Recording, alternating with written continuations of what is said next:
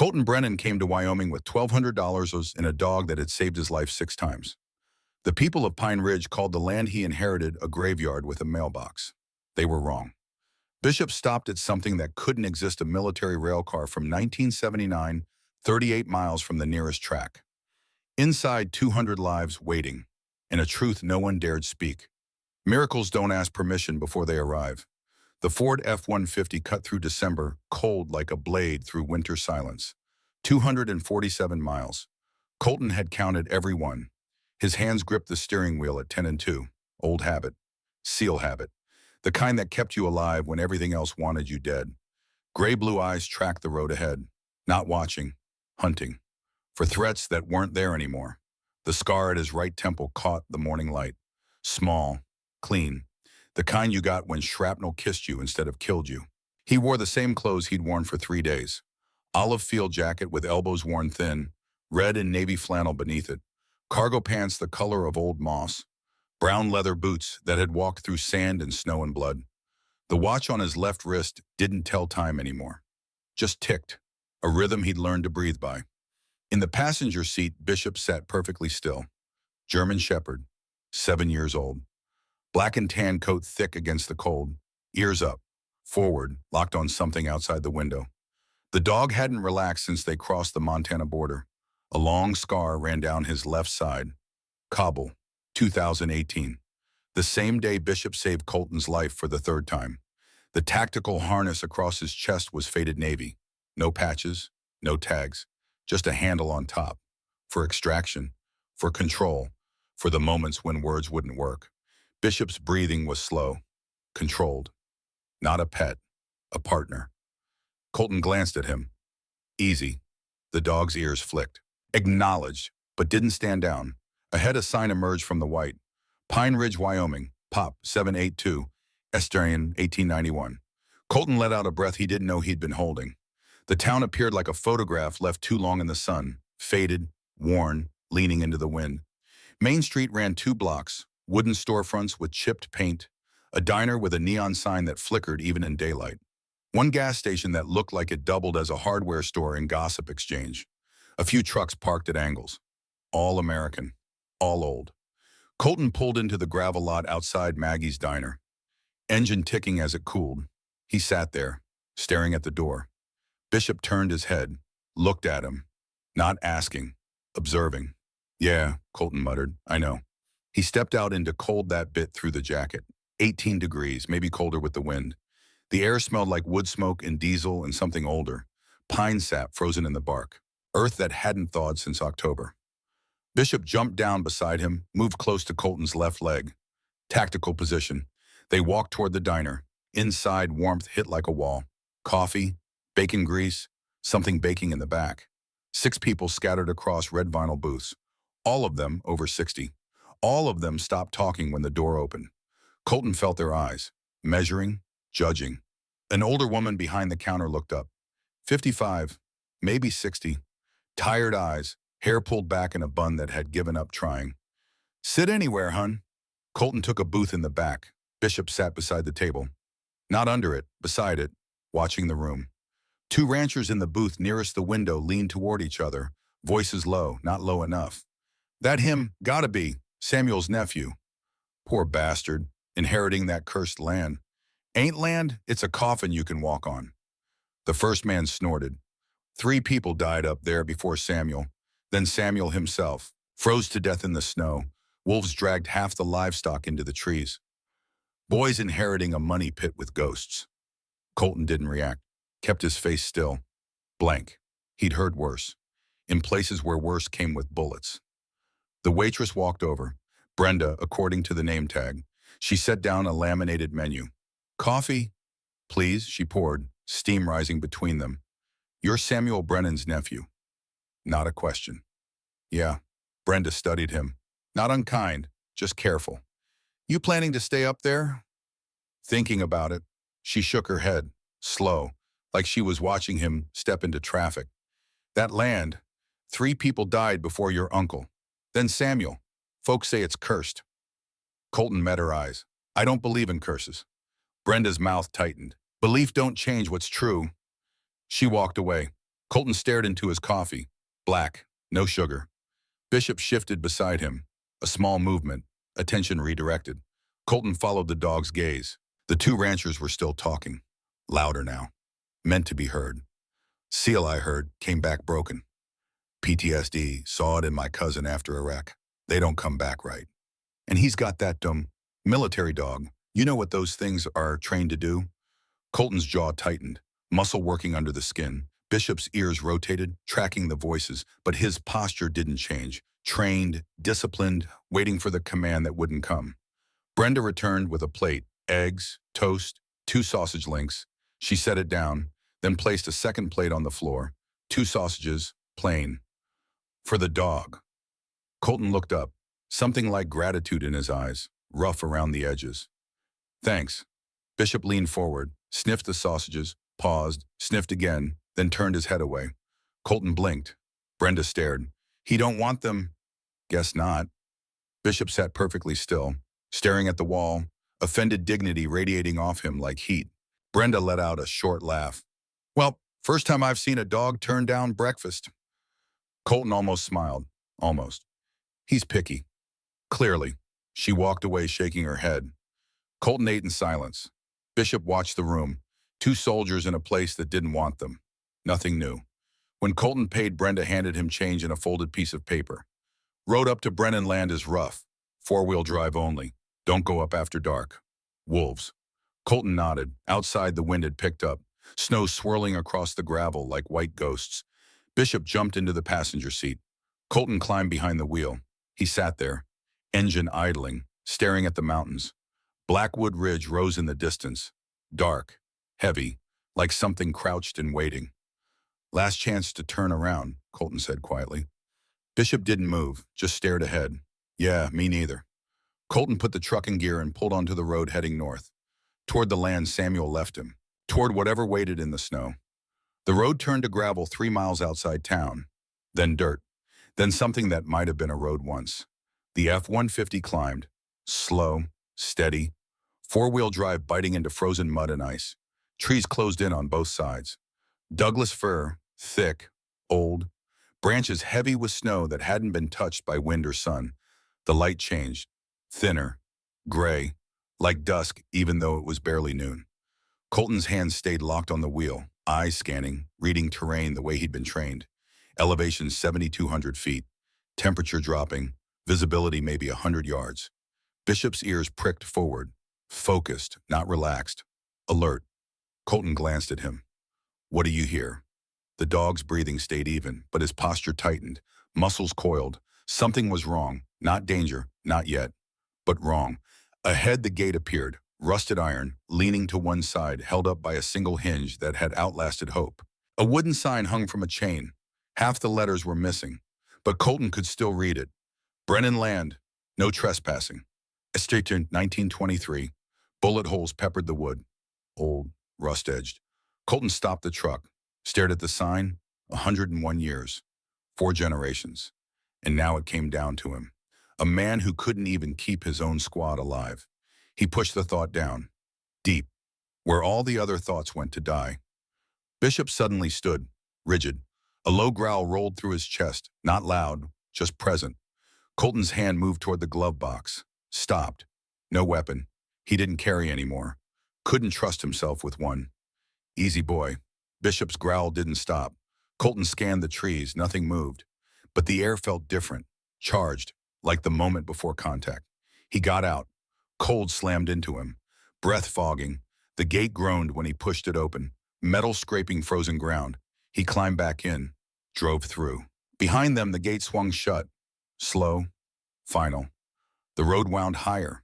Narrower. Snowdrifts piled against the trees. No tracks. No footprints. Nothing that said anyone had been here in months. Bishop suddenly barked. Sharp. Explosive. The first sound he'd made since Montana. Colton hit the brakes. The dog launched himself out the open window before Colton could react. Bishop! But the dog was already gone. Running west.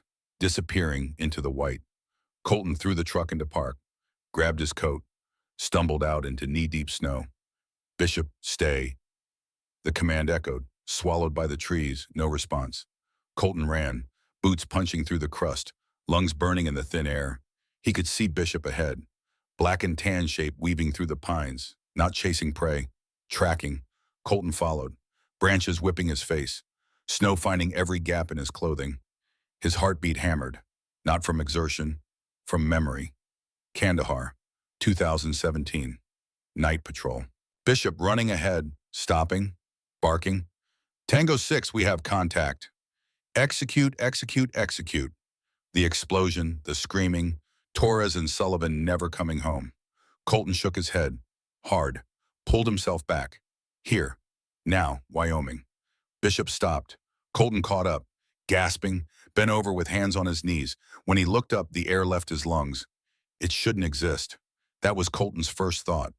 His second was quieter, more dangerous. Samuel knew. The military rail car sat in a clearing 40 feet wide, snow piled against its sides, trees pressing in like they were trying to hide it. 40 feet long, maybe 12 feet high. The paint was faded olive drab, military green from another era. Stenciled letters across the seat barely visible, DODX-47182, Department of Defense. Experimental authorized personnel only. The windows were covered, welded shut with steel plates. The door was solid, reinforced. A padlock hung from the handle, cut, recently. The metal was bright where the bolt cutters had bitten through. Colton moved closer, slow, every sense firing. Bishop stood in front of the door, hackles up, not growling now, just waiting. Colton knelt beside him. You smell something. Bishop's nose worked the gap under the door, frantic, controlled. Colton reached for the handle, stopped. Something inside him screamed. Walk away, get in the truck, leave. But Bishop was here, and Bishop didn't stop unless there was a reason. Colton grabbed the handle, cold burned through his glove. He pulled. The door screamed, metal on metal, rust and age fighting movement. It slid 6 inches, 12, 2 feet, light spilled inside, and Colton froze. The rail car wasn't empty. Cages lined both walls, stacked 3 high, steel mesh, clean, organized. Inside the cages, animals, dogs, cats, rabbits, chickens, a pair of goats in the back, 200, maybe more, all alive, all watching him. Colton's breath caught. This wasn't abandonment. This was care. Fresh water in the dishes, food scattered in the bowls, straw clean and dry. Someone had been here, recently. Bishop stepped inside, calm now, moving between the cages like he was inspecting troops. The animals didn't panic, didn't bark or hiss or scatter. They watched the dog, quiet, familiar, like they knew him. Colton stepped inside. The air was warmer here, not heated, but insulated, protected. He walked down the center aisle, taking it in. A filing cabinet stood against the far wall. Green metal, military issue. Beside it a desk, folding table really, covered in notebooks. Colton opened the top drawer of the cabinet. Files, hundreds of them. He pulled one at random. A photograph slipped out. A Duum, German Shepherd. Thin, ribs showing, eyes clouded white, blind. Written on the back in shaky handwriting. Found March 12, 2018. Lab 4B reject. Apex said euthanized. Lied. Colton's hands shook. He opened another file. Cats, 12 of them. Patchy fur, chemical burns visible on their skin. July 22nd, 2020, 47 total. Apex reported disposed. Rescued from incinerator truck. Another file. A little girl, maybe 9 years old. Blonde hair, blue eyes wide with fear, standing in this very rail car, surrounded by animals. February 15th, 2021. Lily survived, only one. Can't let them find her. Colton set the photo down, carefully, like it might shatter. His throat was tight. On the desk, a cassette recorder sat half buried under papers. Old. Sony. The kind from the 80s. A tape was still inside. The battery indicator showed 8%. Colton pressed play. Static hissed. Then a voice. Rough, tired, scared. His uncle's voice. Cole, if you're here, I didn't make it. Colton's chest constricted. Apex isn't just burying toxins. They're testing on living things. Days, cats, rabbits, and, God forgive them, children. A long pause. Breathing. Ragged. I found 12 kids in Lab 4B, 11 didn't survive the trials. Lily, she's the only one, 9 years old. I hit her. They think she's dead. If they find out, another pause. I exposed the burial sites, sent evidence to the EPA. They're coming for me now. I can hear them outside. 3 days until the hearing. I won't make it. The voice cracked. Cole, I know you carry guilt. I know you think you fail everyone, but you didn't fail. You survived. And survival means something. If you have a dog, listen to it. Dogs know things we don't. They see what we're afraid to. Protect the evidence. Protect Lily and Cole. Don't run, not this time. A crash, loud, close. Samuel's breathing sped up. They're here, Cole, they're... The tape stopped. Silence swallowed the railcar. Colton stood there, hand still on the recorder. Bishop pressed against his leg. Solid, warm, real. Outside a sound, faint, distant. An engine. Colton's head snapped up. He moved to the door. Looked out through the gap.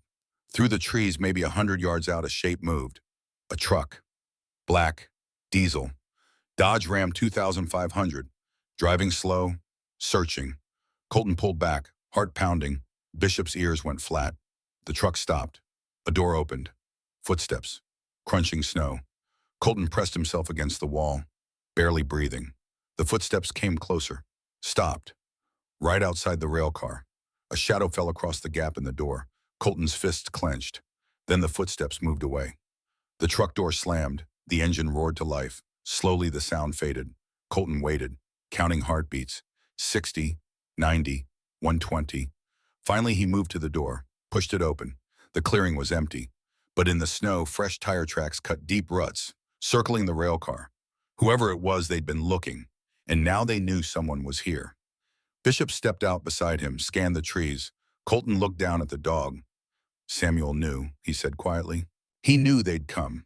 Bishop's tail dropped, stiff, vertical, ready. Colton pulled the door shut, as much as it would move. He turned toward the trees, toward the cabin somewhere beyond, toward whatever his uncle had left him. Not just land, a war. And this time Colton couldn't run from it. Come on, boy, he whispered. Together they walked into the white. Behind them the railcar stood silent, holding 200 secrets, and one truth no one was ready to hear. The cabin materialized through the snow like a memory half forgotten. Single story, log construction, roof sagging on the left side where decades of Wyoming winters had pressed down and never let go. One window was boarded, another cracked. The porch steps were uneven, worn smooth by boots that would never climb them again. Samuel's truck sat beside the cabin, a 1987 Chevy K10. Rust eating through the wheel wells, tires flat, windshield thick with dust and ice. Colton stopped at the edge of the clearing. Bishop stood beside him. Still, watching. Smoke rose from the chimney. Thin, gray, recent. Someone was inside. Colton's pulse quickened. Not fear, recognition. The feeling before contact. Before the world split into before and after. He moved forward, slow, deliberate. Bishop stayed at his left hip. Tactical spacing, the porch groaned under Colton's weight. Wood protesting. He reached for the door. It opened before he touched it. An old woman stood in the doorway, late 60s, maybe older, white hair pulled back in a loose bun, face weathered like canyon stone, eyes pale blue, sharp. She wore a heavy wool coat over flannel, work gloves, boots caked with snow and something darker, mud or manure. She looked at Colton. No surprise, no fear, like she'd been expecting him. You're Colton. Not a question. He nodded slowly. Samuel said you'd come. Her voice carried the weight of too many winters, too many losses counted alone. Who are you, Doctor? Adelaide Whitmore. Your uncle asked me to watch the place. Watch the animals. She stepped aside, gestured toward the interior. Come in. Cold's getting worse. Colton hesitated. Old instincts screaming, never enter an unknown structure. Always clear the room first. Always maintain exit routes. But Bishop stepped inside without pause. The dog trusted her. That was enough. Colton followed. The cabin's interior was sparse, functional. A wood stove in the corner, a table, 2 chairs, a cot against the far wall. Everything neat, military neat. Samuel's discipline still visible 3 years after his death. Dr. Whitmore closed the door, locked it, chain and deadbolt. She moved to the stove, poured coffee from a dented pot into 2 mugs, set one in front of Colton. Sit. He sat. Bishop lay down beside the stove, close enough to feel the heat, far enough to watch the room. Dr. Whitmore settled into the opposite chair, wrapped both hands around her mug. You found the rail car. Yeah. Then you know what Samuel was doing. Colton nodded. Saving animals, hiding evidence.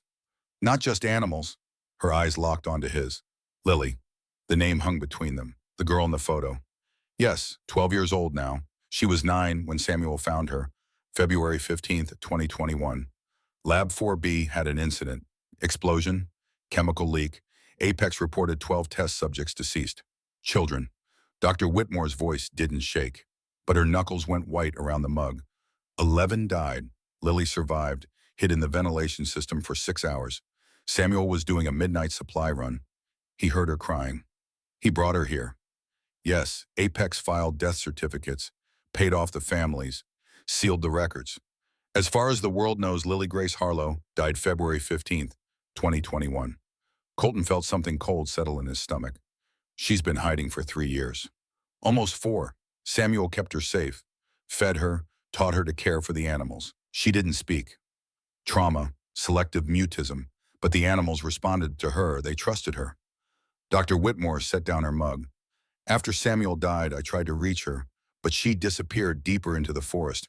I still see signs, footprints, food missing from the rail car.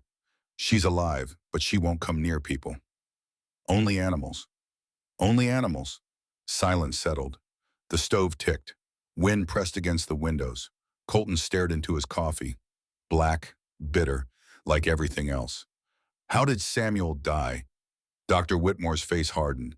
March 17th, 2021. He was preparing for the EPA hearing. Had evidence, photographs, soil samples, testimony from former Apex employees. She stood, walked to the window, stared out at the white. They found him at the base of Red Canyon Cliff, 200-foot drop. Sheriff ruled it accidental, said Samuel slipped on ice while hiking. But he didn't. Samuel was a mountain guide for 30 years. He didn't slip. She turned, met Colton's eyes. They pushed him, and they made it look like the land finally got him, like the curse everyone talks about. Colton's jaw tightened. Apex. Victor Callahan specifically. He handles community relations, which means he handles problems, quietly. And the sheriff does what he's told. Apex employs 200 people in this county. You don't bite the hand that feeds. Colton stood, walked to the window beside her. The forest stretched endlessly, white, silent, hiding everything. Why didn't you go to the FBI State Police? With what Samuel's evidence burned in a barn fire 3 days after he died. Convenient timing. The animals are just animals. Lily is legally dead, and I'm just an old woman who talks to dogs. Her voice cracked, just slightly. I've kept them alive, the animals, for 3 years, waiting. Samuel said someone would come, someone who wouldn't run. She looked at Colton. He said you'd know what to do. Colton shook his head, slow, heavy. He was wrong. I'm good at failing, not fixing. He didn't think so. He didn't know me. Dr. Whitmore studied him, reading something in his face. You're afraid you'll fail them, like you think you failed before. Colton's throat tightened. Kandahar, the radio, the explosion, Torres and Sullivan in flag-draped coffins. I know I will. And yet you're still here. Colton didn't have an answer for that. Bishop stood, walked to the door, ears up, alert. Dr. Whitmore frowned. What is it? The dog growled, low, continuous. Colton moved to the window, pulled back the curtain. A black Lexus ES rolled into the clearing. New, expensive, out of place. It stopped beside Samuel's old Chevy. The door opened. A man stepped out, late 40s, tall, lean, steel gray hair styled precisely, charcoal suit under a wool overcoat, leather gloves, briefcase. He looked at the cabin, smiled. Not warmth, calculation. Dr. Whitmore whispered a single word. Callahan. Colton watched through the gap in the curtain. Callahan walked toward the cabin, unhurried, confident, like he owned the ground beneath his feet. Bishop's growl deepened. Stay, Colton said quietly. The dog obeyed, but his body remained coiled, ready, A knock, 3 sharp raps. Dr. Whitmore looked at Colton. I'll go. No, I will. Colton opened the door. Callahan stood on the porch, smile in place, practiced, professional. Mr. Brennan, Victor Callahan, Apex Biotech Community Relations Director. He extended a gloved hand. Colton didn't take it. Callahan's smile didn't falter. He lowered his hand smoothly. No offense taken. I wanted to offer my condolences. Samuel was a pillar of this community. Was he? Absolutely. His loss was deeply felt. Not enough to investigate it properly. Callahan's eyes sharpened, just for a moment. Then the smile returned. The sheriff conducted a thorough review. Tragic accident. These mountains are unforgiving. So I've heard. Silence stretched between them. Callahan shifted the briefcase to his other hand. May I come in? It's quite cold. No, another flicker. Controlled. Suppressed. Of course, I won't take much of your time. I'm here with an offer. Apex would like to purchase Brennan land. Not interested. You haven't heard the terms? Don't need to. Callahan's smile thinned. Mr. Brennan, you've inherited 50 acres of undeveloped wilderness. No power, no water, no road access beyond that trail. The land has significant complications. What kind of complications? Tax liens, zoning violations, environmental concerns? The county has been lenient given Samuel's situation. But now that the estate is transferring, he let the sentence hang. Colton stared at him, flat, unreadable. How much? $575,000. Cash. Immediate transfer. You could relocate somewhere more manageable. Somewhere your PTSD might be better accommodated. Colton's hands curled into fists. Callahan noticed. His smile widened slightly. I'm not trying to offend. I have tremendous respect for your service. But this land, he gestured at the forest, it's not suitable for someone in your condition. The isolation, the memories. PTSD requires community support, therapy. This place offers none of that.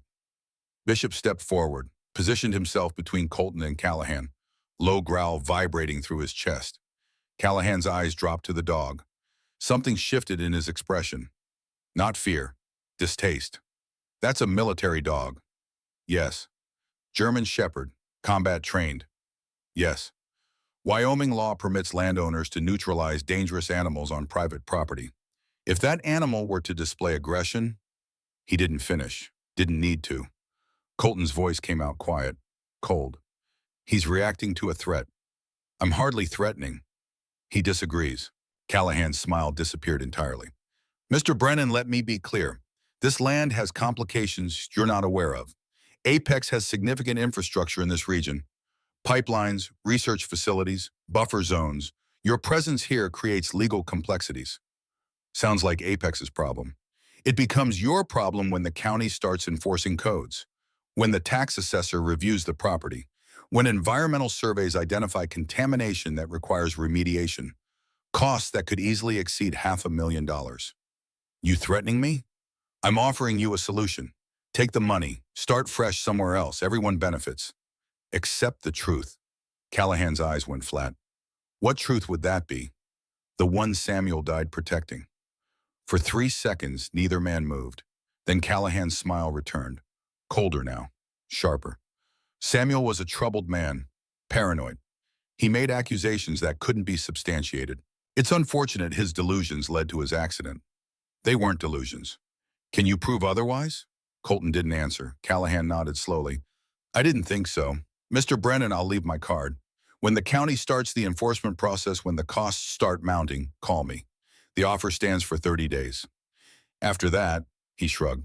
After that, the land will be seized for back taxes. Apex will acquire it at auction for considerably less. You'll receive nothing. He set a business card on the porch railing. 30 days. Think carefully. Callahan walked back to the Lexus, unhurried, confident. Before getting in, he turned. One more thing. That dog. If it displays aggression toward any person in Pine Ridge, the sheriff has authority to impound it. Military dogs are considered weapons under state law. Just something to consider. He climbed into the car. The Lexus rolled out of the clearing, disappeared into the trees. Silence rushed back in. Bishop's growl finally stopped. Colton stood on the porch, staring at the card, embossed letters, heavy stock. Victor Callahan, Apex Biotech, Community Relations. Building tomorrow's solutions today, Dr. Whitmore appeared beside him. He just threatened everything Samuel fought for.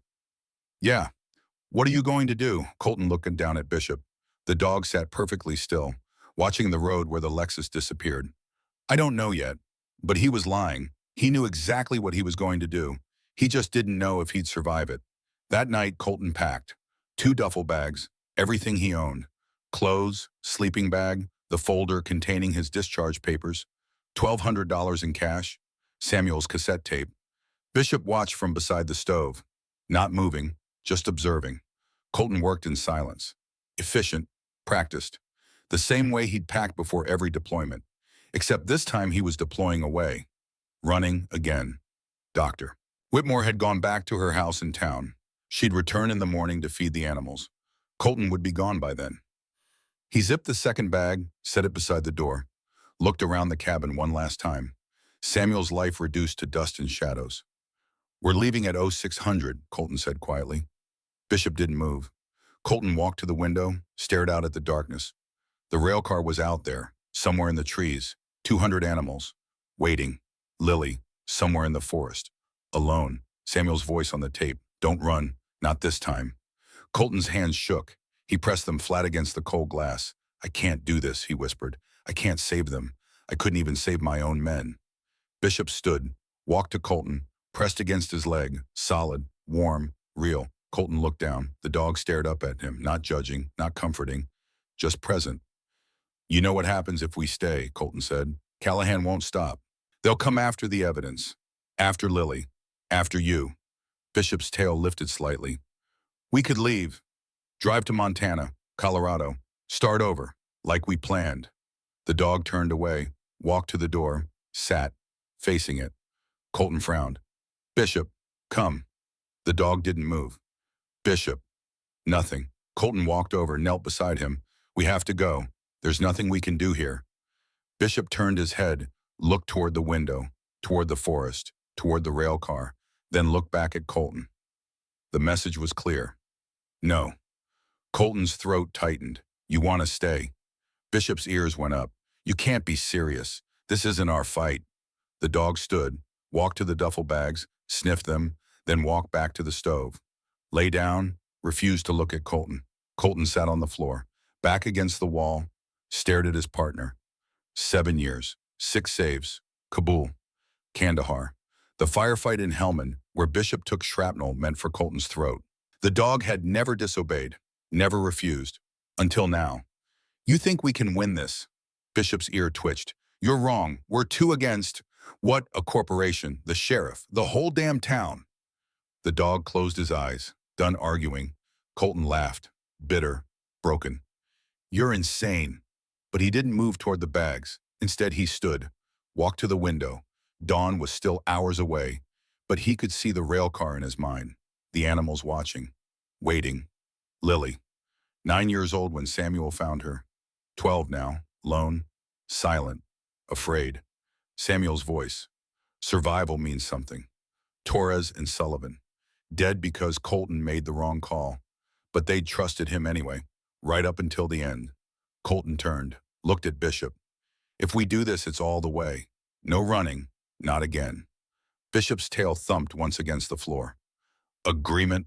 Colton walked to the bags, unpacked them, slowly, every item going back where it came from. When he finished, he sat beside the dog, put a hand on Bishop's head. You're going to get us killed.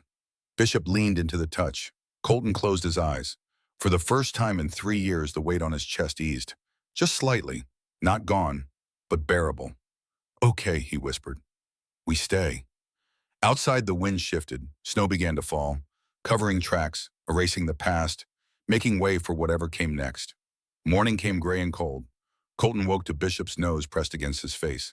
The dog's breath smelled like wood smoke and snow. I'm up. Bishop backed away, sat, waited. Colton dragged himself upright, every muscle protesting. The cabin was freezing. Fire had died sometime in the night. He rebuilt it, slow, methodical, fed Bishop, made coffee, sat at Samuel's table planning something he had no business planning. If they were staying, they needed fortification, shelter, supplies, information. The cabin was compromised. Callahan knew where it was. They needed a secondary position. Colton pulled out the topographic map Dr. Whitmore had left, traced the property lines, the ridges, the approaches. There, a plateau, 800 yards northwest, good sight lines, defensible. He'd set up a camp, basic, enough to bug out if Callahan came back. By noon, Colton was sweating despite the cold. He'd hauled tent poles, stakes, a tarp, sleeping gear. Bishop supervised, occasionally offering opinions through head tilts and strategic positioning. Colton set the first pole, adjusted the angle, set the second. The tent sagged, badly. One side drooped at 30 degrees. The other side compensated by leaning 15 degrees the opposite direction. Colton stepped back, stared. That's functional. Bishop sat, tilted his head, exactly 30 degrees, matching the tent's angle. His expression radiated judgment. Colton blinked. You're criticizing my shelter. Bishop's head tilted further, now 45 degrees. The universal dog expression for this is a disaster. Colton looked at the tent, looked at the dome, back to the tent. It'll hold. Bishop stood, walked away, lay down 20 feet distant, faced away from the tent, refusing to acknowledge its existence. Colton almost laughed. First time in 3 years. Fine, I'll fix it. He spent another hour adjusting, tightening, restaking. The tent eventually stood mostly upright. Mostly. Bishop inspected wood, sniffed the entrance, walked inside, walked out, sat, one ear up, one ear down. The dog equivalent of, I suppose this will suffice. Colton shook his head. You're worse than my drill instructor. Bishop's tail thumped once. High praise. They spent the rest of the day organizing. Food, water, first aid, the cassette recorder, Samuel's notebooks, everything they'd need if things went sideways, and things would go sideways. Colton knew that like he knew his own heartbeat. As the sun dropped toward the mountains, Colton sat outside the crooked tent. Bishop lay beside him. The forest was silent, still, waiting. We need to find Lily, Colton said quietly. Bishop's ears pricked forward. If Callahan knows she's alive, she's in danger, and we need her testimony. The dog stood, looked toward the trees. Something in his posture changed, alert, focused, tracking something Colton couldn't see. What is it? Bishop took 3 steps forward, stopped, looked back at Colton, then forward again. The message was clear. Follow. Colton stood, grabbed his coat. Together they walked into the forest. The light was fading fast, temperature dropping, but Bishop moved with purpose, following something, a scent, a sound, some signal Colton's human senses couldn't detect. They walked for 20 minutes, deeper into the trees, further from anything marked on the map. Then Bishop stopped, sat, looked at a cluster of Douglas firs. Colton saw nothing. What am I looking for? Bishop didn't move, just stared. Colton approached the trees slowly, scanned the shadows. There, a small shape, pressed against the base of the largest tree, barely visible in the failing light. A girl, 12 years old, blonde hair tangled with pine needles and snow, blue eyes wide, feral, clothes that had been patched and repatched, jacket too big, boots held together with duct tape. Lily Grace Harlow, legally dead, actually alive, and terrified. Colton froze. Every instinct screamed at him to move slowly, carefully, like approaching an IED, one wrong move, and everything detonates. Lily. The girl didn't respond, just stared at him with eyes that had seen too much. Colton knelt, lowered himself to her level, non-threatening. My name is Colton. I'm Samuel's nephew. Nothing. She didn't run, but she didn't relax either. Coiled, ready to bolt. Colton glanced at Bishop. The dog sat perfectly still, watching. Colton tried again. Samuel. He left me the land, the railcar, the animals. Lily's eyes flickered, recognition. I know you've been taking care of them, Dr. Whitmore told me. The girl's breathing quickened. Fear or anger, hard to tell. I'm not here to hurt you or take you away. I just want to help. Lily's mouth moved. No sound came out. Selective mutism, trauma response. Her voice stolen by what Apex had done. Colton's chest tightened. 9 years old, 12 children in Lab 4B, 11 didn't survive. What had this girl seen? Bishop stood. Moved forward, slow, deliberate. Colton started to call him back. Stopped. Let the dog work. Bishop approached Lily, sat 3 feet away, lowered his head, submissive posture, giving her control. Lily stared at the dog, then slowly she extended one hand, fingers trembling. Bishop leaned forward, pressed his nose against her palm, warm, gentle. Lily's face crumpled. 3 years of holding everything inside. 3 years of silence. It broke. She lunged forward, wrapped both arms around Bishop's neck, buried her face in his fur, and sobbed, silent, shaking, the kind of crying that comes from a place deeper than sound. Bishop didn't move, just held steady, let her break against him. Colton looked away, gave her privacy. After a long time, the crying stopped. Lily pulled back, wiped her face with a dirty sleeve, looked at Colton, still afraid, but less, marginally. Colton spoke quietly. "You're safe, I promise." Lily shook her head, sharp, certain. No one is safe. She pulled a small notebook from her jacket pocket, flipped to a blank page, wrote in shaky letters, "They killed Samuel. They'll kill you too." Colton read it, nodded slowly. "Maybe, but I'm not running." Lily stared at him, wrote again. Why Colton looked at Bishop, at the girl who'd survived impossible odds, at the forest hiding 200 animals that should be dead. Because someone has to stay. Lily's eyes searched his face, looking for the lie, finding something else instead. She wrote one more line. "They hurt the animals, they hurt the kids. They'll hurt more." She turned the page, showed him a drawing. Pencil sketch, crude but clear. A laboratory, cages, children strapped to tables, needles, tubes, masks, Lab 4B drawn from memory by a 9-year-old who'd watched her friends die. Colton's hands clenched. "You remember everything." Lily nodded, wrote, "I remember all of it, all 12 of us, what they did, what they said. I'm the only proof." She looked at him. 12 years old, carrying testimony worth killing for. Colton understood now. Why Samuel hit her, why he died protecting her, why Callahan couldn't let this land go. Lily wasn't just a survivor, she was a witness, and witnesses were dangerous. "We're going to stop them," Colton said quietly. Lily shook her head, wrote, "You can't, they're too big." "Maybe, but we're going to try anyway." Why Colton looked at the drawing again, at the children who didn't survive. "Because you did, and that means something." Lily stared at him for a long moment, then wrote, "Samuel said someone would come. Someone who wouldn't run. Are you him?" Colton's throat tightened.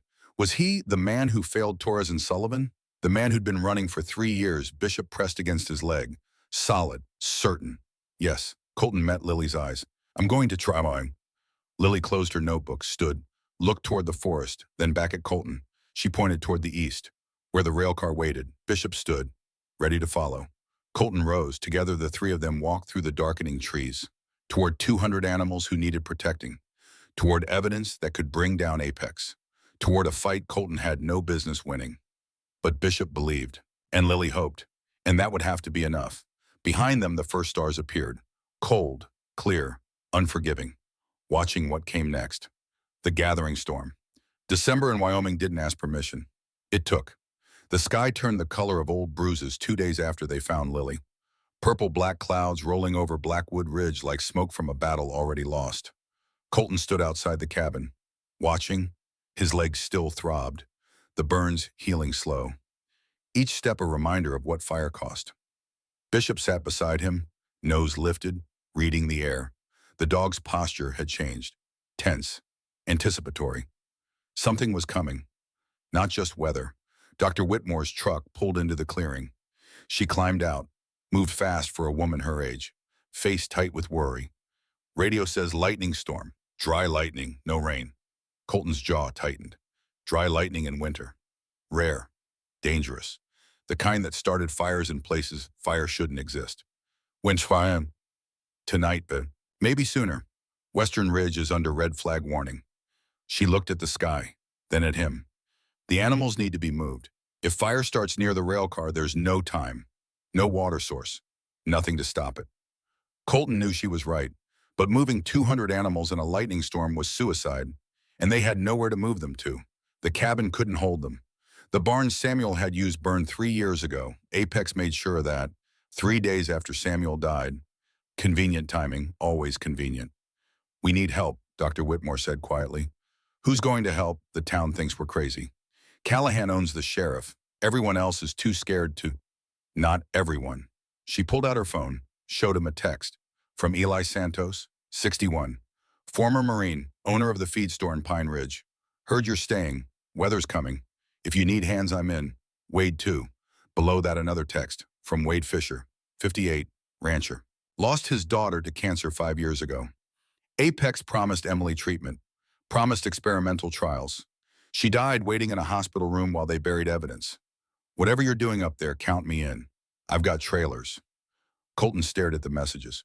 Two men, veterans both of them, different wars, same scars, against a corporation, against weather, against impossible odds.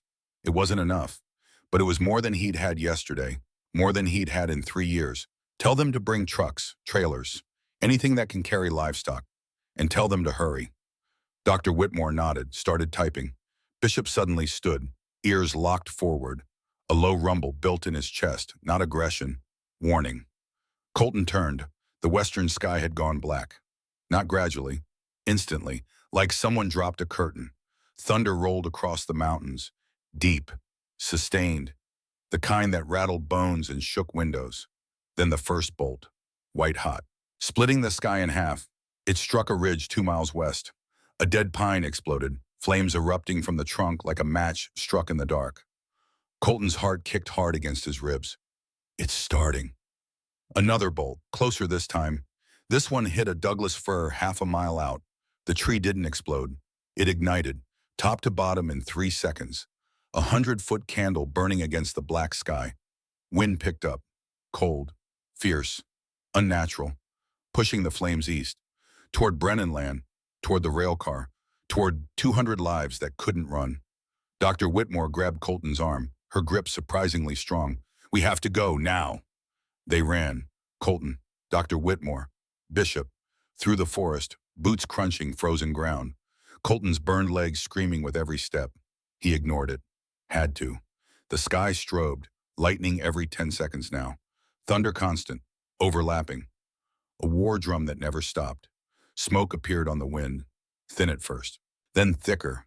The smell hit, pine resin burning, chemical, wrong, like the smell of burning plastic mixed with Christmas trees.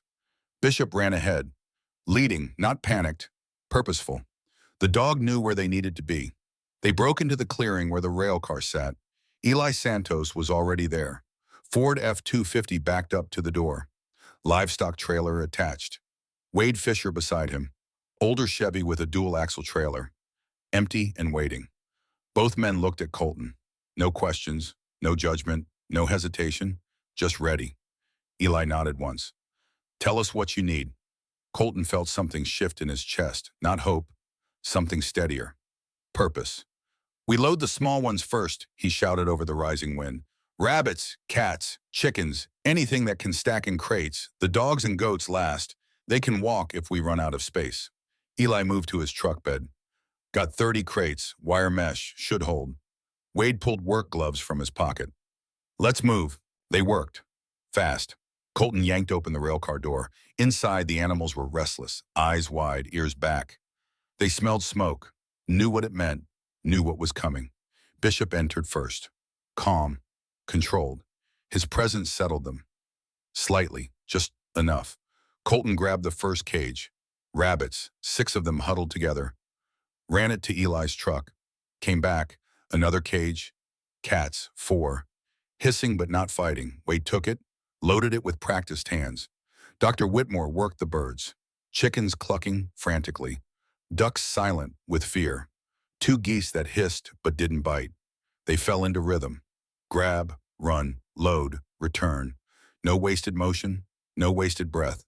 The sky kept splitting. Closer now. Each bolt brighter than the last.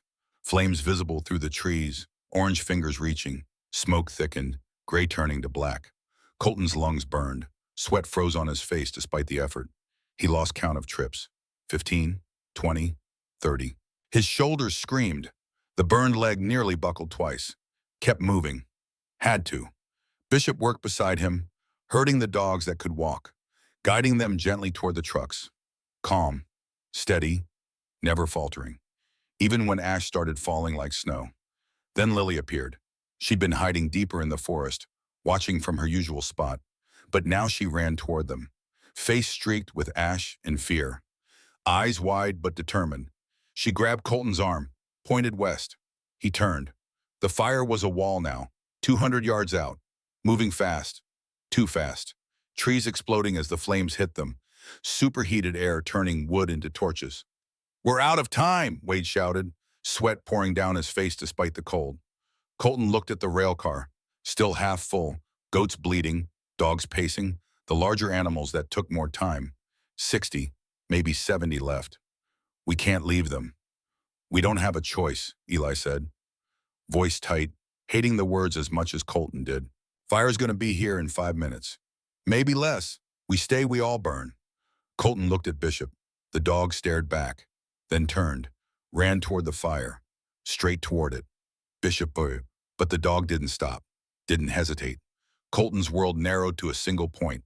Not again, not the D or the dog. He ran after Bishop, into the smoke, into the heat, into hell. Dr. Whitmore screamed his name. Eli grabbed for his arm, missed. Colton didn't stop, couldn't. Bishop had saved him 6 times, 7 counting yesterday. Now it was his turn. Into the flames. The smoke was a living thing, thick, choking, blinding. Colton pulled his shirt over his mouth and nose, kept running, following the dark shape ahead. Bishop. Always ahead, always knowing something Colton didn't. The dog knew something, sensed something. Colton just had to trust it. Trust him. Heat slammed into him like a physical wall, intense, immediate, overwhelming.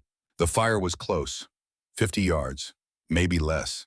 Flames climbed trees like they were racing each other to the sky. Ash fell like snow, gray flakes that burned when they touched skin. Embers danced on the wind, dozens of them, each one a potential new fire. One landed on Colton's jacket, started to smolder. He slapped it out without breaking stride, kept moving. Then he saw what Bishop was running toward. A section of the rail car, the back third, separated from the main structure. Must have broken off during the original derailment, 40 years ago in 1984. Hidden by undergrowth and 40 winters of accumulation, covered in vines and fallen branches. Colton had never seen it, had no idea it existed. But Bishop had. Somehow the dog had known.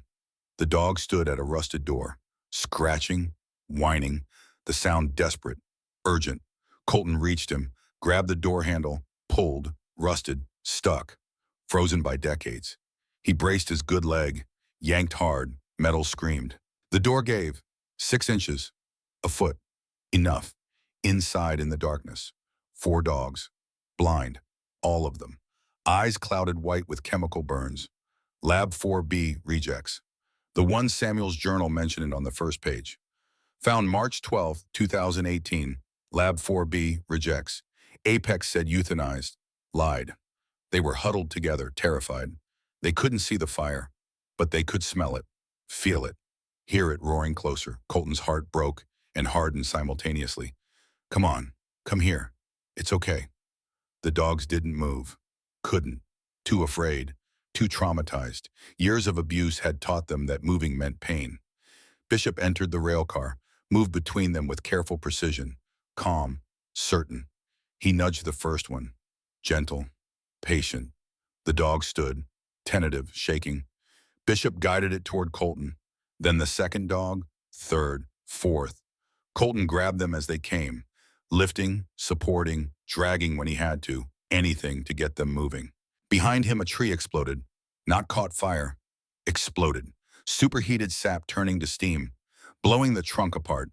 Flames erupted in a column 30 feet high, 20 yards out now, maybe less. The heat was unbearable. Colton's eyes watered, vision blurred, skin blistering on his exposed hands. He got 3 dogs out, stumbling, gasping, turned for the 4th.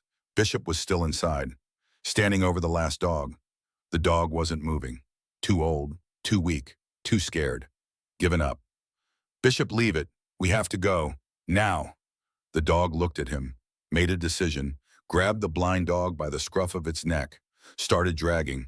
A beam overhead cracked, uyod, dry, burning, weakened by 40 years and 5 minutes of fire. It fell, 200 pounds of flaming wood and metal, straight toward Bishop. Everything slowed.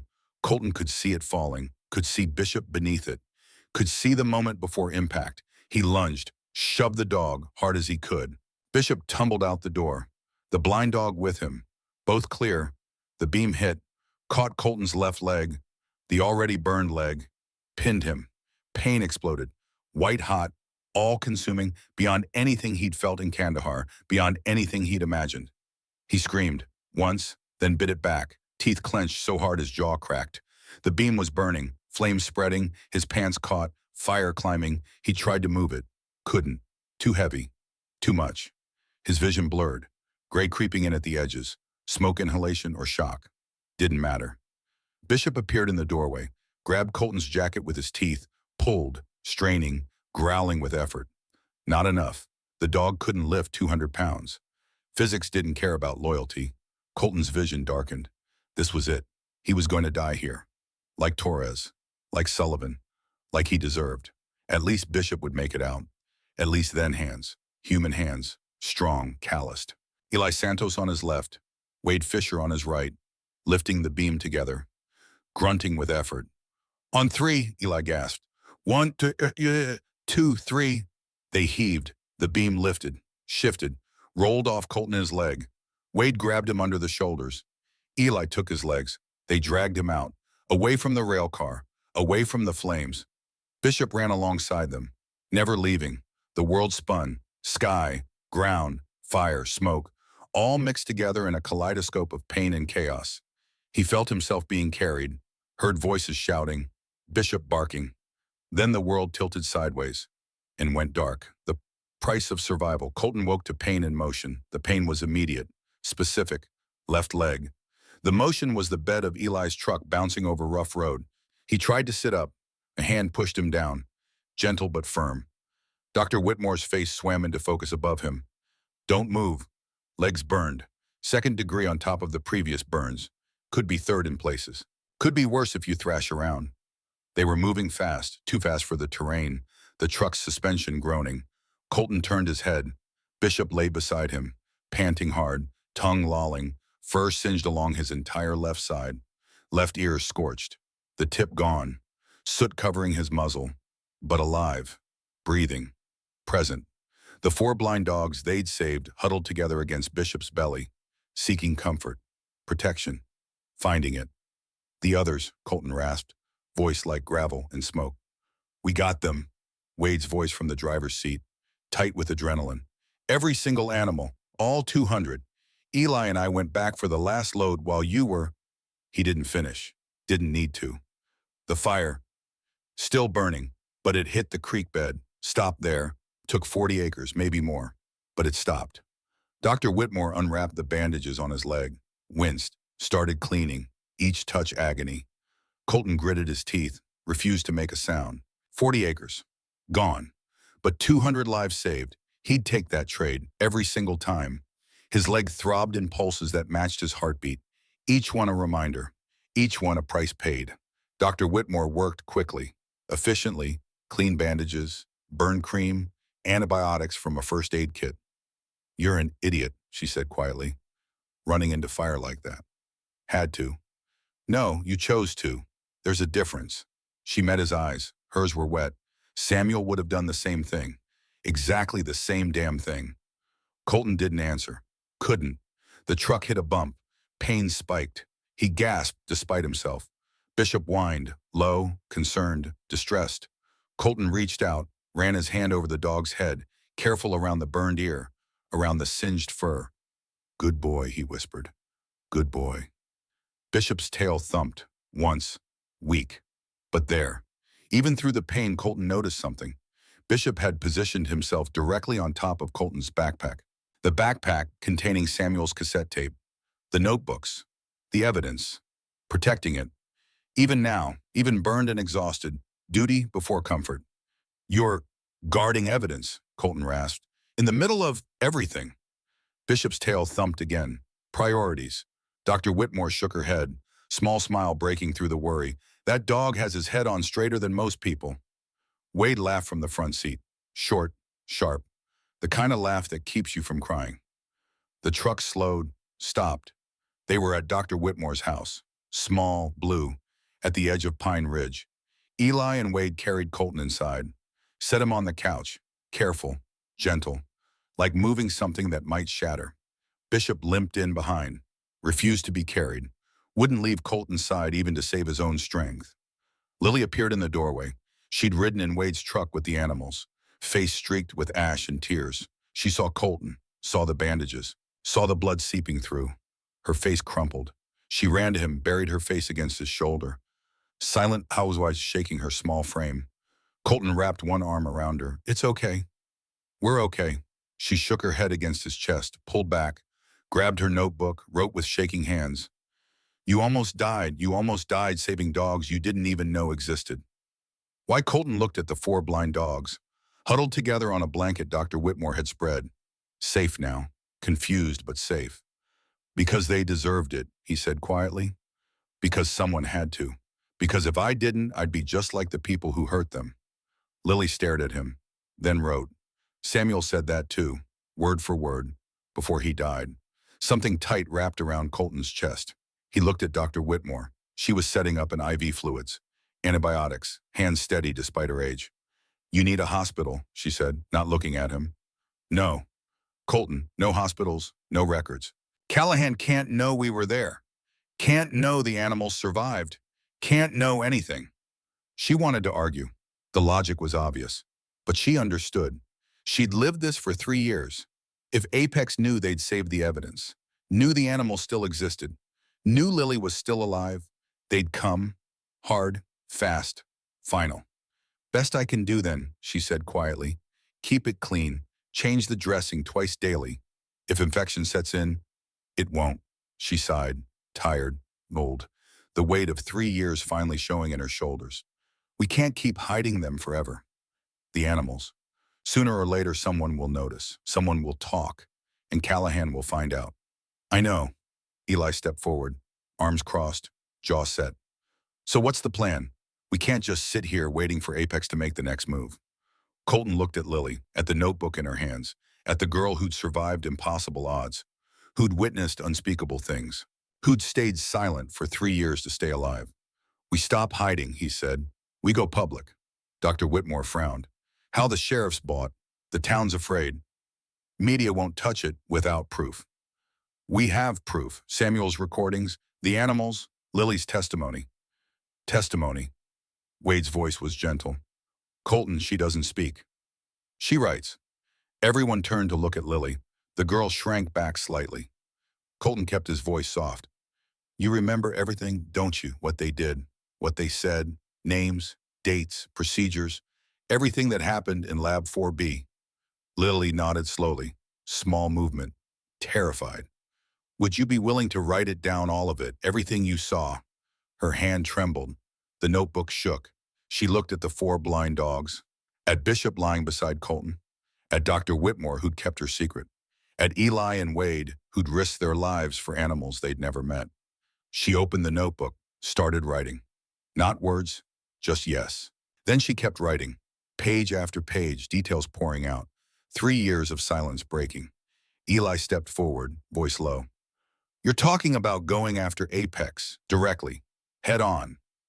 Yes, they'll crush you. They've got lawyers, money, connections all the way to Washington. Maybe. Wade uncrossed his arms, pulled out his phone. You'll need more than testimony. You'll need someone who can't be bought, someone outside the system. FBI. Takes too long. Federal bureaucracy moves like molasses. Apex has lawyers who'll tie it up for years, decades maybe. Then who? Wade showed Colton his phone screen. A contact. Rebecca Torres, EPA. Criminal Investigations Division. Denver Field Office. Colton's heart stopped. Literally stopped for a full second. Torres. Wade nodded, slow, sad. My daughter. She's been investigating Apex for 2 years. Ever since Samuel first contacted the EPA, she couldn't prove anything. Files kept disappearing, witnesses recanting, evidence vanishing. But if you have what I think you have, Colton stared at the name.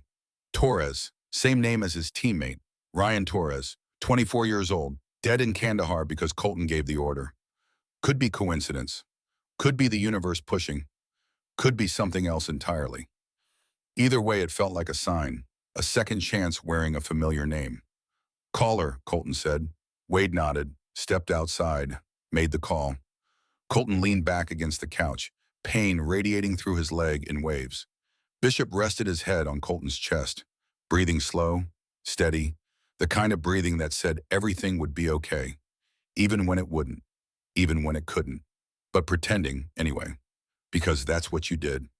Lily kept writing, page after page, her hand moving faster now, testimony in cramped handwriting.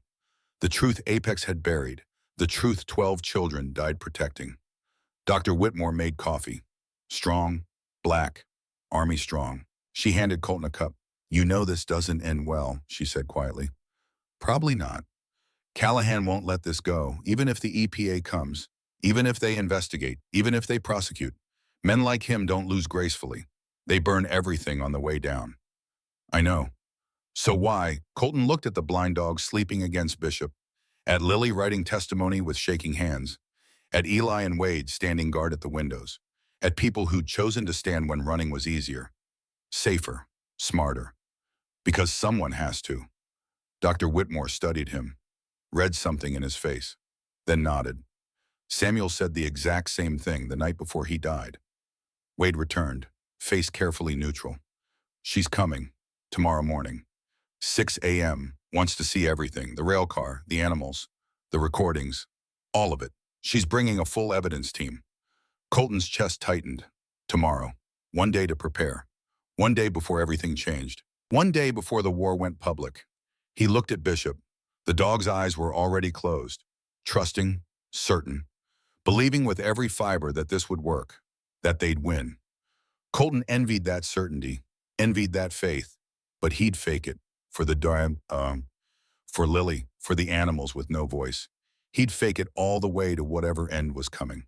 Get some rest, he said to everyone. Tomorrow's going to be long. They settled in. Lily curled up in the armchair, still writing. Dr. Whitmore dozed at the kitchen table. Eli and Wade took turns on watch. Bishop never moved from Colton's side. And outside in the darkness, Pine Ridge slept. Unaware that tomorrow everything would change. Unaware that the fight Samuel started 3 years ago was about to finish. One way or another, the long night Colton couldn't sleep. Pain kept him awake, sharp, constant, unavoidable. But more than that, the feeling, the one he recognized from deployment. The calm that wasn't calm. Just the space between breaths before everything exploded. The quiet before contact. He sat on Dr. Whitmore's porch. 2 a.m. temperature dropping toward zero, leg elevated on a chair, bandages clean. For now, Bishop beside him. The dog's breathing was labored, lungs still clearing smoke. But he refused to rest inside. Where Colton wasn't, stars filled the sky above them. Clear, cold, indifferent, watching without judgment. Colton stared at them, thinking about Torres. Ryan Torres, 24 years old. Kandahar, 2017. Night patrol through a village that intelligence said was clear. It wasn't. Ambush, IEDs buried in the road, RPGs from the rooftops, Colton's order. Tango 6 execute, execute, execute. The explosion. Torres died instantly, shrapnel through the chest. Sullivan bled out before the medevac arrived.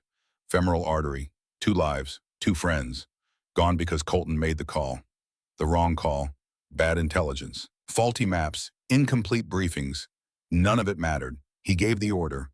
They died. Simple math. He'd carried that weight for 3 years. Let it crush him, destroy him, drive him to places like this, edges of maps where death felt closer than life.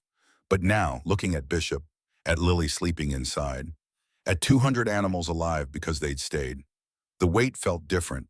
Not lighter, never lighter, just distributed, shared among people who chose to carry it with him. Maybe that was all survival meant, finding people to help shoulder the load, finding reasons to keep breathing. The door opened quietly.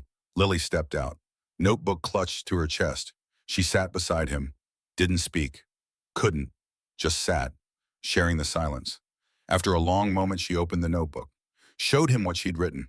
73 pages, every detail, every name, every procedure performed on 12 children in Lab 4B, the ones who died, how they died, what Apex did with the bodies, where they buried them, who ordered it, Who executed it?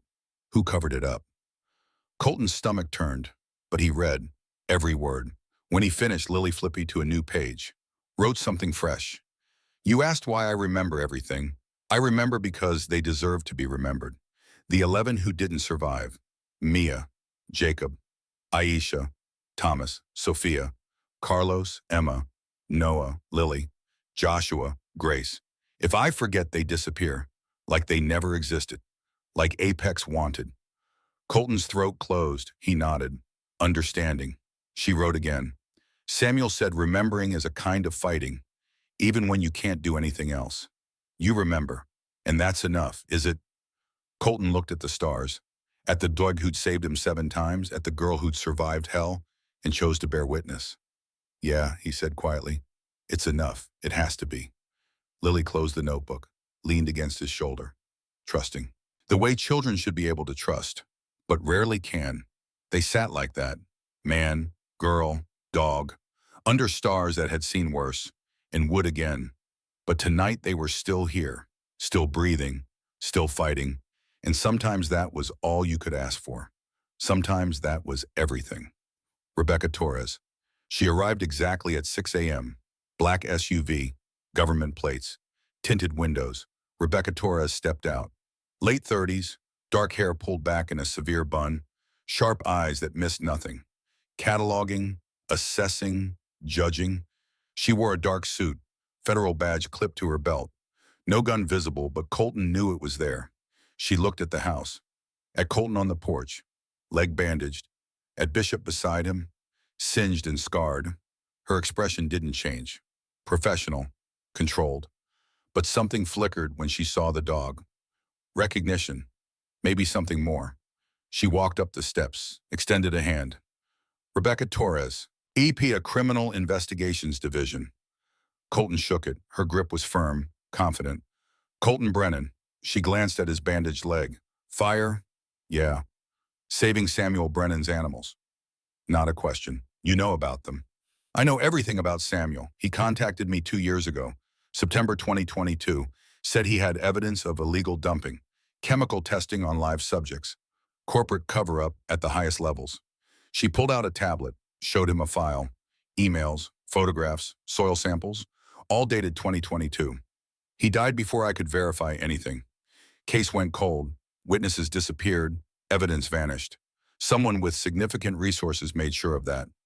It wasn't cold, Colton said, just buried. Show me. They drove to Brennan Landing Convoy, Rebecca's SUV in front, Eli's truck behind with Colton and Bishop, Wade and Dr. Whitmore following with Lily. The burned section of forest was still smoking. Black, skeletal, dead. 40 acres of destruction, but the rail car stood, untouched, protected by the creek in luck in something that felt like providence. Rebecca circled it slowly, taking photographs, documenting every angle, measurements, notes, coordinates. Colton opened the door. She stepped inside, froze. 200 animals, returned during the night. Eli and Wade had made 3 trips, every single one accounted for. Safe, waiting. Rebecca moved through them slowly, checked tags, read Samuel's notebooks, examined the filing cabinet. Her face remained professionally neutral, but her hands shook slightly when she opened the photographs, when she saw what had been done, when she found the filing cabinet full of evidence, the photographs of chemical burns, the medical records, the testimony. She stopped, turned to Colton Trutwin. This is everything Samuel claimed. Everything I couldn't prove. Yes. Do you understand what this means? That Apex has been killing for profit. That Apex is going to fight hard. They have lawyers, money, political connections. They'll tie this up in court for years. They'll attack your credibility, your military record, your PTSD diagnosis. They'll destroy anyone who testifies. I know. Rebecca pulled out her phone, made a call. It's Torres. I need a full evidence collection team. Brennan Land, Wyoming, coordinates following, expedited processing. Pause. Wow. Yes, I'm certain. Another pause. 12 children. Federal jurisdiction applies. She hung up, looked at Colton. They'll be here in 6 hours. We'll seize everything. Animals, documents, soil samples. The entire site becomes a federal crime scene. And then And then I build a case, criminal charges, environmental violations, wrongful death, conspiracy. We go after everyone involved, bottom to top. She glanced at Lily standing in the doorway, small, fragile, terrified but present. If she's willing to testify, Lily held up her notebook, all 73 pages. Rebecca took it, started reading. Her face went pale, actually pale, color draining as she read page after page. My God, she whispered. She looked at Lily, really looked, seeing not just a witness, seeing a survivor. You witnessed all of this, Lily nodded, and you're willing to go on record sworn testimony. You understand what that means. You'll have to face them. In court, answer questions, relive everything. Lily's hands shook, but she nodded again, firm, certain.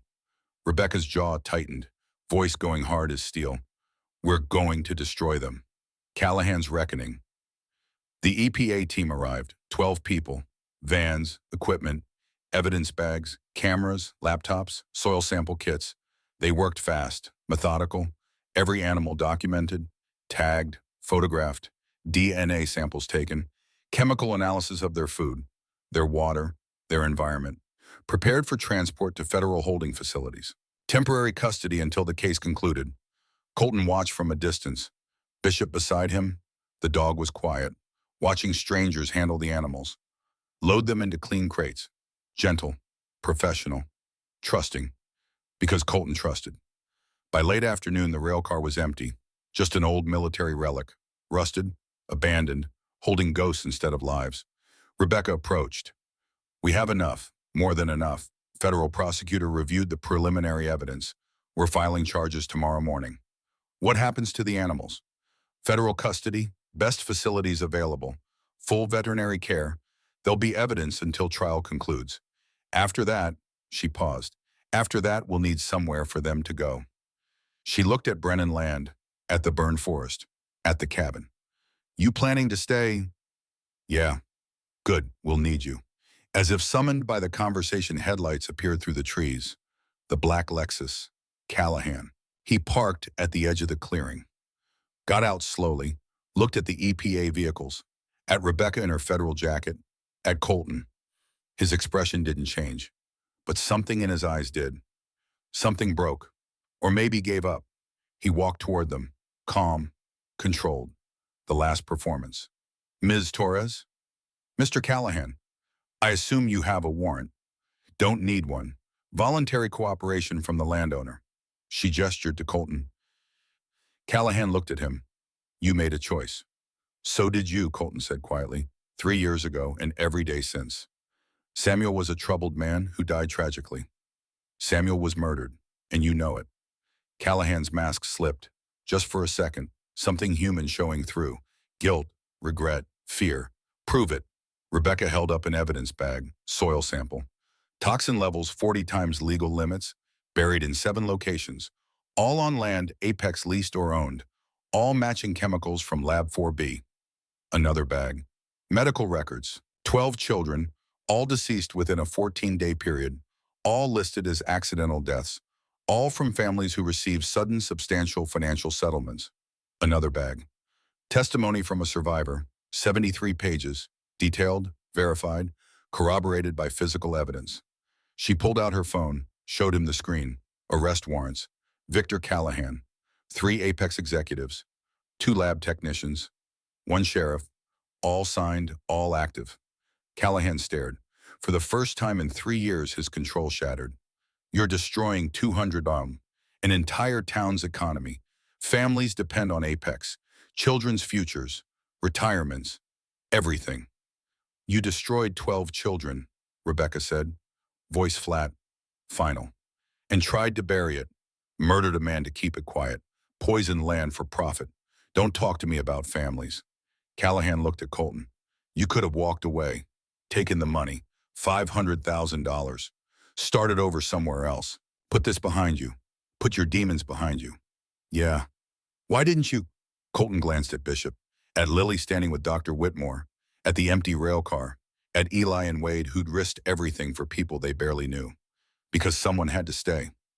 Callahan studied him, then nodded slowly. Samuel said the same thing, word for word. the night before he died. He reached into his pocket, pulled out an envelope, handed it to Colton.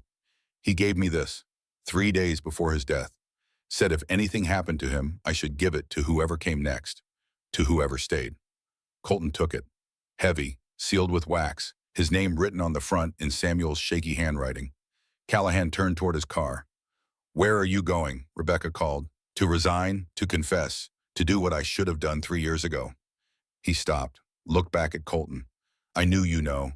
I knew what they were doing in Lab 4B, knew about the children, knew about the chemicals, and I did nothing." His voice cracked.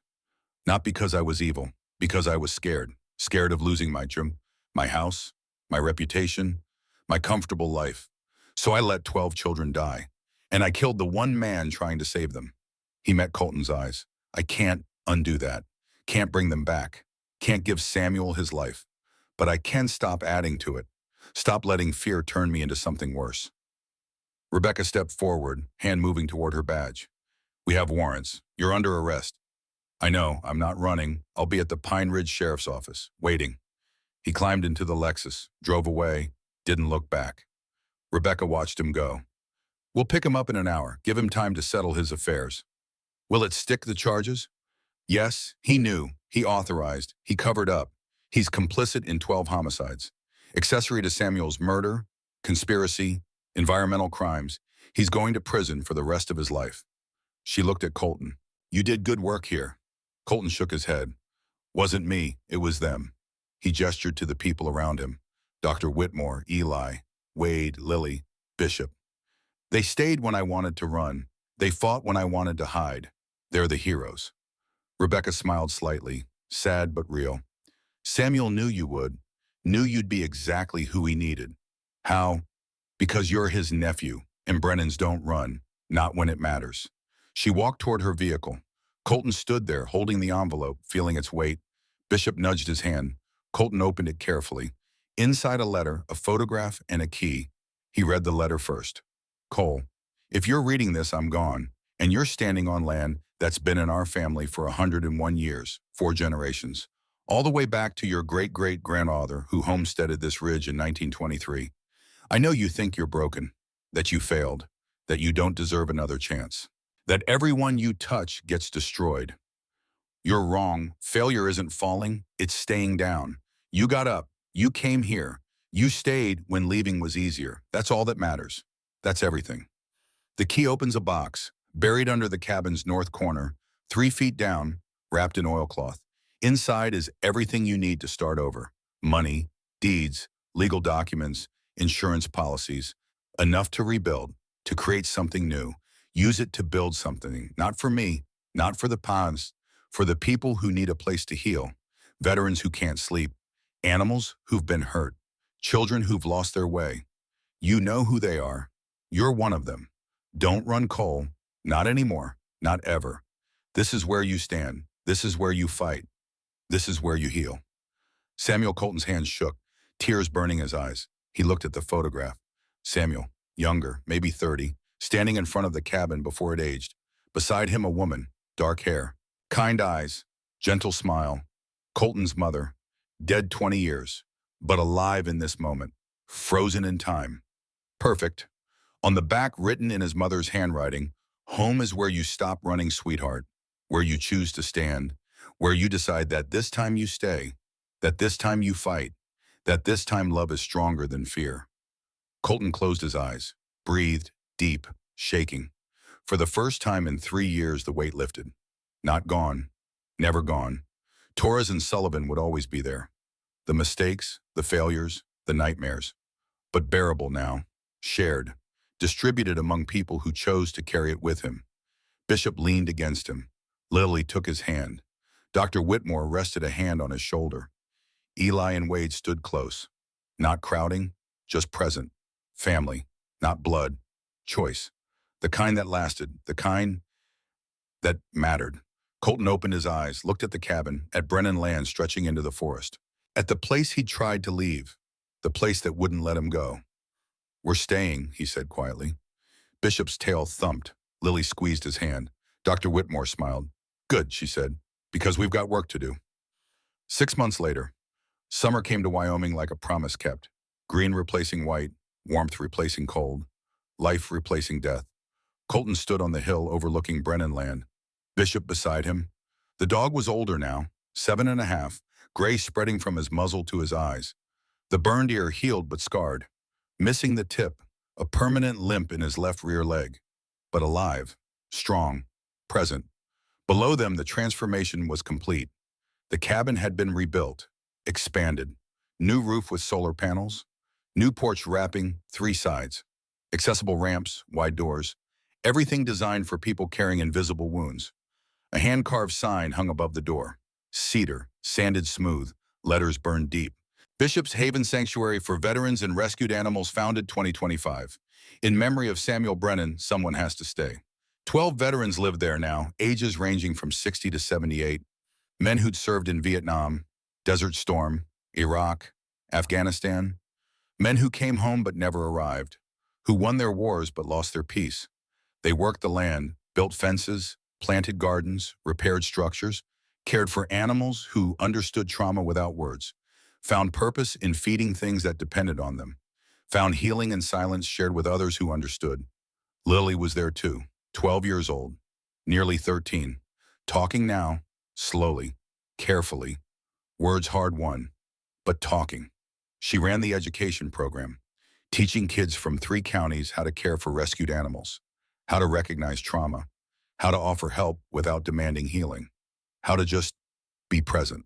Dr. Adelaide Whitmore supervised all medical care, for animals and humans, both.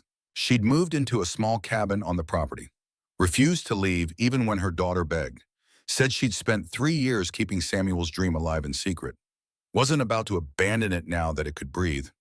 Eli and Wade helped with construction, building additional shelters every month, expanding capacity, creating space for more broken things to heal. The animals were returned, all 200, after the trial concluded, after Apex collapsed, after the executives went to prison. 15 years for Callahan, 25 for the lab director, life without parole for the CEO. Federal charges, wrongful death times 12, conspiracy, environmental terrorism. The trial lasted 4 months, made national news. Lily testified for 6 hours, never wavered, never broke, told the truth in words that finally came. The jury deliberated for 40 minutes. Guilty on all counts. Apex declared bankruptcy, assets liquidated, settlements paid to victims' families. The town survived, barely, but survived. New companies moved in, smaller, cleaner, honest. Pine Ridge adapted, learned to breathe without poison. Rebecca Torres came by monthly, checking progress, documenting recoveries, building case studies. She'd been promoted, assistant director, environmental crimes division, using Bishop's Haven as a model. 47 similar sanctuaries had opened across the country in 6 months, places where veterans and animals healed together, where survival meant something beyond just breathing, where staying mattered more than leaving. Colton walked down the hill, Bishop beside him, matching his pace, patient with his limp. They reached the main cabin. Lily sat on the porch, teaching 4 kids how to groom a rabbit. Gentle, calm, confident. She looked up, saw Colton, smiled. Real, unforced, beautiful. "Dinner's almost ready," she called, her voice still quiet. "But there." "Be right in," Colton called back. Inside, veterans gathered around a long table, conversation low, comfortable, the kind that didn't need to fill every silence, the kind that understood quiet. Colton joined them. Bishop lay beside his chair, head on his paws, watching, always watching. After dinner, Colton walked to the old rail car, still there, preserved now, restored, a memorial, to Samuel, to the 11 children who didn't survive Lab 4B, to everyone who'd fought and lost, their names carved into a copper plaque. Mia, Jacob, Aisha, Thomas, Sophia, Carlos, Emma, Noah, Lily, Joshua, Grace, remembered, honored, never forgotten. Colton sat beside it, Bishop beside him. The sun dropped toward the mountains, gold, orange, red, painting the sky like fire. But this fire was beautiful. This fire was life.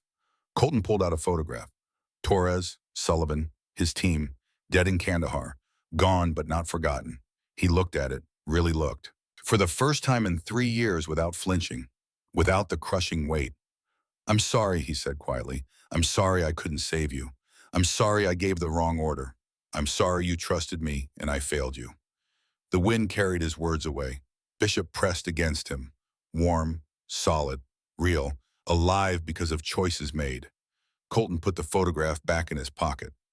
"But I saved them, the ones who came after.